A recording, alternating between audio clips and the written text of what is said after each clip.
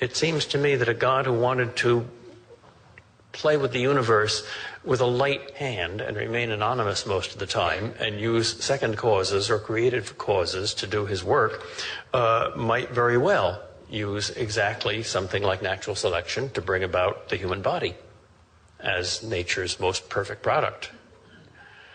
So, if anything, evolution seems to increase and make more reasonable the argument from design. The thing that is the most carefully designed thing in the universe is the human brain. We haven't yet made a computer that's quite that efficient. Now, the brain is very much like a computer. If you were riding in an airplane and the public address system said, there is no pilot, but this airplane is piloted by a computer, which has been programmed by a football player trampling over computer cards with spiked shoes this morning. You would feel perfectly content, right? No, I think you would pray.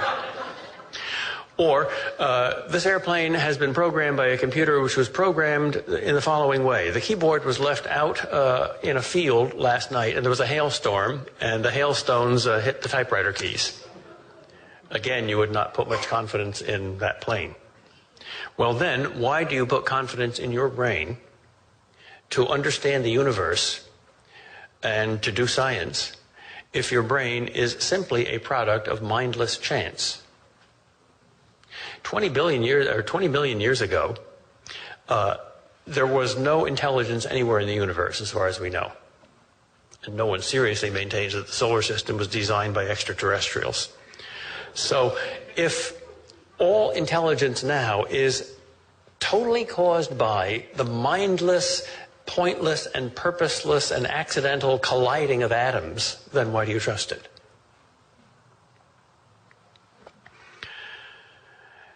These arguments from the cosmos, I'm going to get into arguments from human experience in a moment, are less interesting to us, most of us anyway, than arguments from human experience such as the moral argument and the existential argument.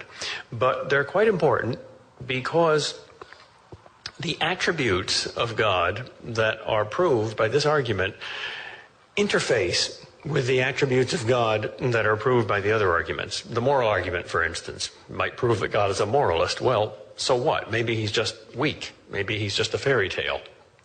Does he also have the power to create the universe? Is divine goodness and divine omnipotence together in the same God? If so, the consequences are enormous. So let's look at some of the more interior arguments. Arguments may take their data either from the external world or the internal world. There are facts that we observe with our senses, and there are facts that we observe with our interior senses. And one of the facts that we observe with our interior senses is that we all have a thing called conscience. We all make moral judgments.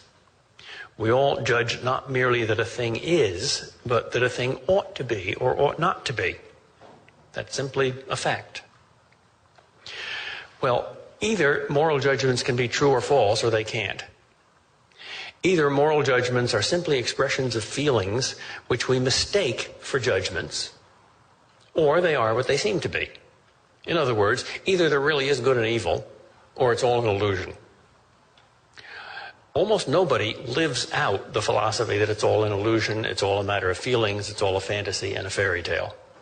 They may say it, they may write books about it, but when you treat them according to their own philosophy, it turns out that they don't really believe it. All right, if there is such a thing as good and evil, explain it. Why? If there is such a thing as moral obligation, if you are really obligated to do good and not evil, why? What is there behind the moral law?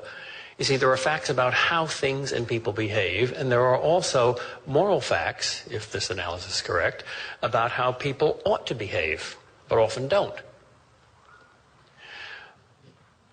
What's behind these moral facts, which we often call a moral law? Mustn't there be a will behind a moral law? We feel as if we're being commanded, but we don't see anybody commanding us.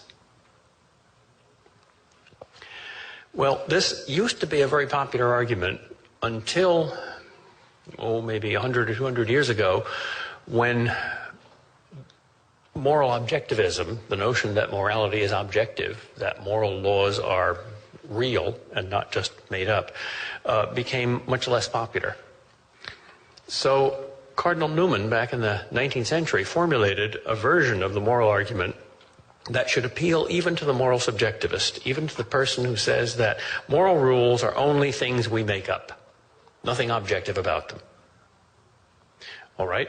Say to such a subjectivist, do you admire somebody who violates their own conscience? And they'll always say no. I admire somebody who violates the Ten Commandments maybe, or the Quran, or the laws of the state, or any objective laws, but we got to be true to ourselves. Oh.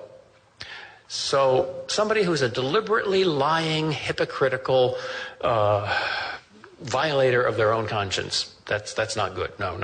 You got to be true to yourself. Why? Where does conscience get its authority from? Where did conscience come from? Is it just one of these results of mindless evolution? The brain just happens to be wired that way?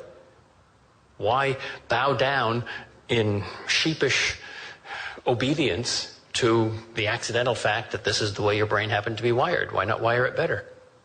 Or if it's just the voice of society, as Freud thinks, if conscience is just the superego unconsciously mirroring what other people want you to do, why bow down to them as if you're God?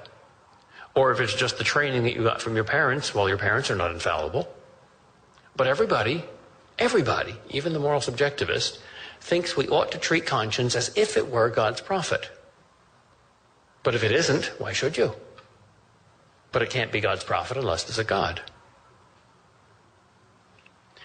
Dostoevsky's version of the argument is extremely simple. If God does not exist, then everything is permissible. When I cover Nietzsche in my classes at Boston College, I try to get across his very radical challenge to my students.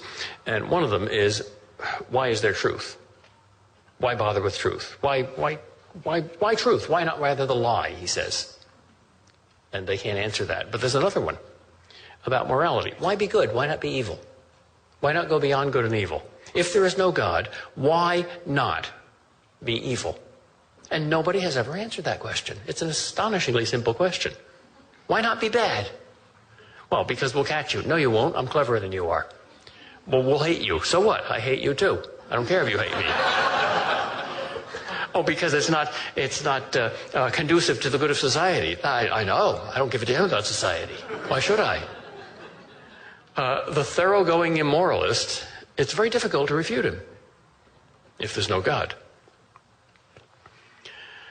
I've got two arguments left. The argument from desire, I think, is my favorite argument because the premise is fascinating. The premise is that everybody's unhappy. Everybody desires something they can't have. Robert Browning said, a man's reach must exceed his grasp, or what's a heaven for?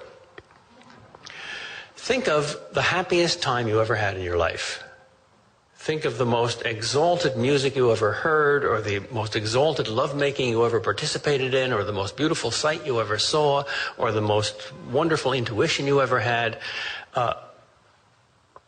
Didn't it say to you, I'm just an appetizer.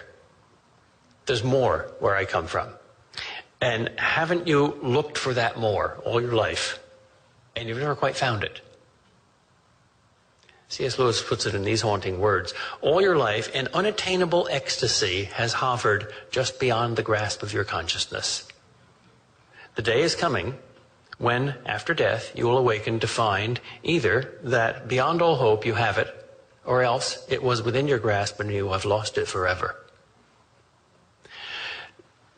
The thing we desire is not to be identified with these wonderful earthly experiences that only provoke it, which are only its appetizers. In fact, that becomes clearer the happier you are.